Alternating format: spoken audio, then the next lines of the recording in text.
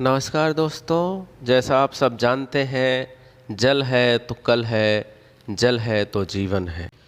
यहाँ पर आज हम 4 तरह के ट्रीटमेंट प्लांट के विषय में जानेंगे और समझेंगे ये होता क्या है और इसकी उपयोगिता क्या है।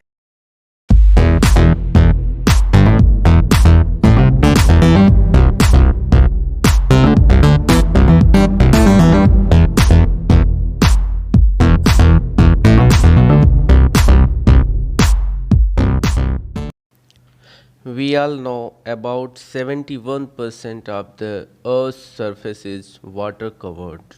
Approx 2.5 to 3% water he fresh water है, 1.2% वाटर पीने योग्य है। इन चारों ट्रीटमेंट प्लांट को यहाँ पे हम शॉर्ट में समझेंगे क्योंकि विस्तार में समझने के लिए काफ़ी ज़्यादा समय लगेगा, इसलिए यहाँ पे हम शॉर्ट में इनको समझेंगे। उसके बाद हम एक एक करके सेपरेट वीडियो बनाएंगे। ओके, आप यहाँ पे देख पा रहे होंगे, यहाँ पे 4 तरह के प्लांट आपको दिख रहे हैं। पहला है वाटर ट्रीटमेंट प्लांट, दूसरा सीवेज ट्रीटमेंट प्लांट, तीसरा है एफ्लुएंट ट्रीटमेंट प्लांट और नंबर 4 है faecal sludge treatment plant. First point पे हम बात करते हैं water treatment plant. Water treatment plant को अगर आसान भाषा में समझें तो वाटर ट्रीटमेंट प्लांट के द्वारा अशुद्ध जल को शुद्ध किया जाता है। यहाँ पर अशुद्ध जल में जो इम्प्योरिटीज होती हैं उसको रिमूव कर दिया जाता है। शुद्ध पेयजल का जो स्टैंडर्ड होता है वो सारे स्टैंडर्ड यहाँ पे फॉलो किए जाते हैं और पानी को पीने योग्य बनाया जाता है। जैसे इसमें टर्बिडिटी परमिसिबल लिमिट जो होती है इसकी 2.5 NTU उसके अंदर होती है।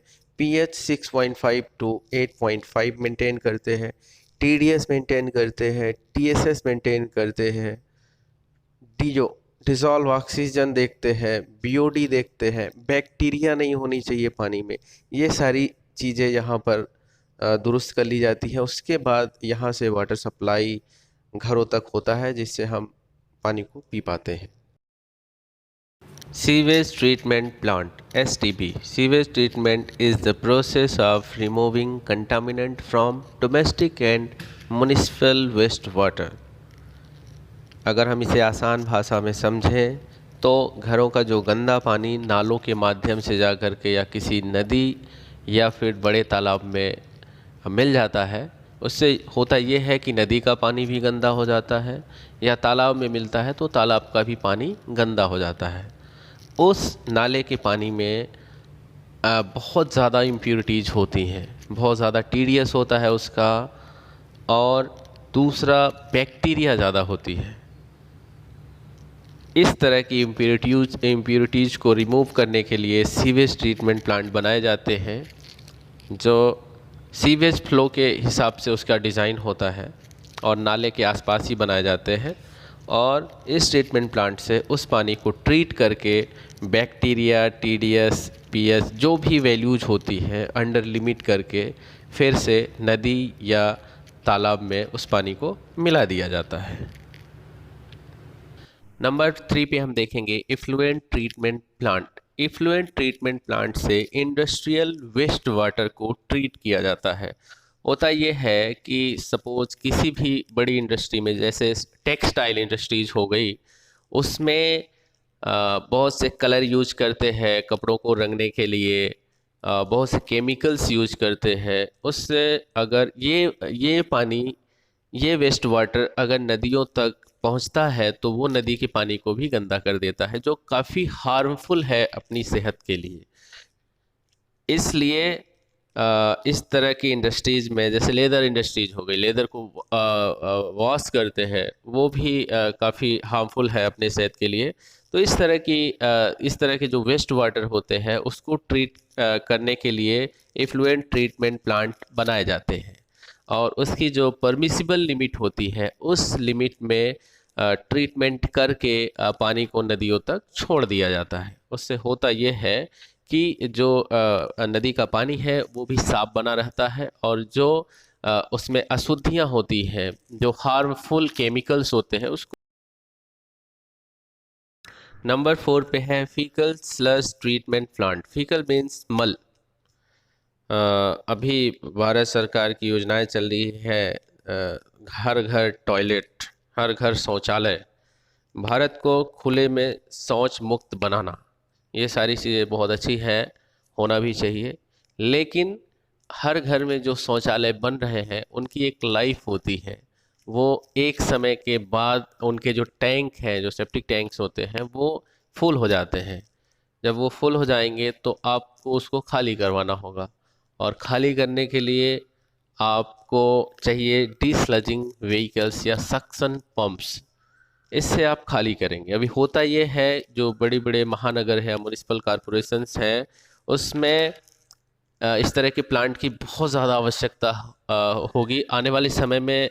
वैसे सभी जगह ये बनना चाहिए, नगर परिषद लेवल तक बनना चाहिए, और बन भी रहे हैं। इसमें होता यह है कि डिस्लजिंग व्हीकल्स जा करके सेप्टिक टैंक से स्लज को सक करती है, और पहले क्या होता था कि वो सक करने के बाद जो आसपास के नाले होते थे या नदी होती थी, वहाँ पे ले जा करके वो डिस्चार्ज कर देते थे, और वो जो इतना गंदा और बैक्टीरिया युक्त स्लज है वो सीधा नदियों में जाता था। और उस पानी को हम अगर फिर से मतलब ट्रीट करके पीते हैं तो वो काफ़ी हार्मफुल है अपने लिए। उसमें बैक्टीरिया का लेवल बढ़ जाता है, फेकल कोली बढ़ जाता है। अभी ई कोली और फेकल कोली बाद में समझेंगे। इसमें यही प्रोसेस होता है कि इसमें डिस्लजिंग व्हीकल से स्लज को सक करते हैं। सक करने के बाद फेकल स्लज ट्रीटमेंट प्लांट में जो फेकल संग्रह करने के लिए चैम्बर बना होता है या टैंक बने होते हैं, उसमें इससे डिस्चार्ज कर देते हैं। डिस्चार्ज करने के बाद उसके अलग अलग प्रोसेस से ट्रीटमेंट होता है। ट्रीटमेंट होने के बाद एक केक फॉर्मेशन होता है, खाद बनती है। उसको केक फॉर्मेशन में जो ड्राइंग, स्लज ड्राइंग बेड्स बोलते हैं उसको, स्लज ड्राइंग बेड में जो है ड्राई होने के लिए छोड़ देते हैं, और जो उसका पानी होता है, पानी को गार्डन्स या फिर पेड़ पौधों में देने के योग्य बना दिया जाता है, तो उसको जो है उस योग्य में ले लेते हैं। और दूसरा, इससे जो स्लज होता है उससे खाद बना ली जाती है। बहुत अच्छा सिस्टम है, सरकार का बहुत अच्छा इनिशिएटिव है, ये होना चाहिए सभी जगह। आशा करता हूँ आप सभी को चारों जो ट्रीटमेंट प्लांट के विषय में हमने बताया है उसके फुल फॉर्म तो समझ में आ गए होंगे, और हल्का फुल्का उसका प्रोसेस भी समझ में आ गया होगा। अभी हम लोग सेपरेट एक एक करके ट्रीटमेंट प्लांट के विषय में जानेंगे। जैसे आज हम आपको ले चलेंगे वाटर ट्रीटमेंट प्लांट में जो प्रैक्टिकल व्यूज होते हैं उसके, या प्रैक्टिकली दिखाना होता है, वो हम दिखाएंगे, जिससे आपको उसे समझना आसान हो जाएगा। उसके बाद हम एक एक अवयवों के विषय में समझेंगे कि उसमें जो कैस्केड एरिएटर होता है वो क्या होता है, प्री सेडिमेशन टैंक क्या होते हैं, क्लैरीफ्लकुलेटर्स क्या होते हैं, ये सारी चीज़ें हम समझेंगे। आइए वाटर ट्रीटमेंट प्लांट को करीब से देखते हैं। ये वाटर ट्रीटमेंट प्लांट है। इसमें सबसे पहले रा वाटर पंपिंग स्टेशन से रा वाटर आता है, और रा वाटर आने के बाद इसमें ट्रीटमेंट प्रोसेस को स्टार्ट करते हैं। सबसे पहले स्टार्ट करेंगे एरिएशन। ये आप सेंटर में जो देख रहे हैं जहाँ पे पानी आ रहा है उसको कैस्केड एरिएशन बोलते हैं। कैस्केड एरिएटर का काम होता है एयर्स को डिसॉल्व करना। इसको हम बाद में डीप में समझेंगे, अलग अलग प्रकार के होते हैं तो अच्छे से समझेंगे हम। उसके बाद दो पीएसटी है प्री सेडिमेशन टैंक बोलते हैं। इसमें केमिकल्स ऐड नहीं करते हैं, ये ग्रेविटी से इसमें सेडिमेशन होता है। उसके बाद पानी जाता है अपना फ्लैश मिक्सर में। फ्लैश मिक्सर से पहले उसमें केमिकल्स ऐड करते हैं, लाइक एलम, फिटकिरी, PAC, poly aluminium chloride, coagulations के लिए। उससे पहले हम प्री क्लोरिनेशन करते हैं। अगर उसमें किसी भी तरह की बैक्टीरिया होगी तो वो किल कर देता है। ये फ्लैश मिक्सर है। फ्लैश मिक्सर से पानी इक्वली डिस्ट्रीब्यूट होता है, और चार यहाँ पे क्लैरीफ्लकुलेटर देख पा रहे हैं आप। क्लैरीफ्लकुलेटर के बाद पानी आ जाता है फिल्टर बेड में। फिल्टर बेड हमारा फाइनल ट्रीटमेंट होता है। फिल्टर बेड, ये filter bed rapid sand filter bed है। इससे ट्रीटमेंट होने के बाद पानी स्टोर हो जाता है क्लियर वाटर सम्प में, जहाँ पे क्लोरिनेशन कर दिए जाते हैं। क्लियर वाटर सम्प में स्टोर होने के बाद पंपों के माध्यम से या डिस्ट्रीब्यूट कर दिया जाता है, या फिर और ऊंचाई पे अगर प्लांट है तो ब्रेक प्रेशर टैंक या दूसरे पंप हाउस में पानी को भेज दिया जाता है, जिससे डोमेस्टिक लेवल पे वाटर सप्लाई हो सके। आशा करता हूँ आपको अच्छा लगा होगा। अगले वीडियो में हम देखेंगे एक वाटर ट्रीटमेंट प्लांट में क्या क्या होता है, जैसे cascade aeration, PST, clariflocculators, filter beds, chemical houses, chlorine houses, clear water sump और बहुत सी चीज़ों को कैटेगराइज करके देख पाएंगे हम। Thank you for watching. Thank you very much.